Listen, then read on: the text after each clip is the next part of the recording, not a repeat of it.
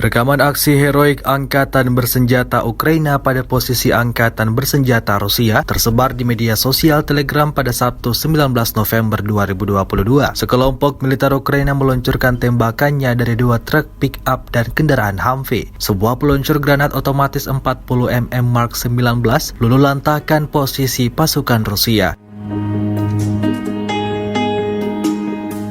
Tampak berani tentara Ukraina berdiri di atas kendaraan militer meluncurkan rentetan tembakannya. Sejauh ini selama invasi berlangsung, dari kubu Kiev, Kementerian Pertahanan Ukraina melaporkan 83.460 prajurit Rusia meninggal sejak awal konflik hingga hari ke-269.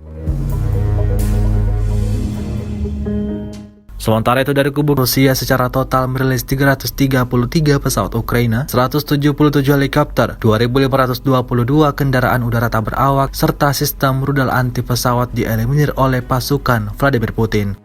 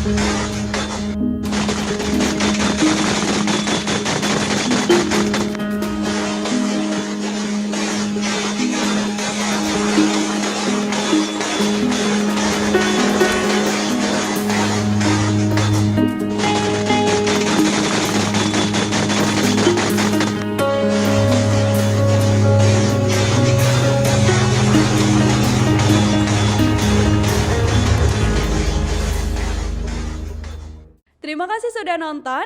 Jangan lupa like, subscribe, dan share ya.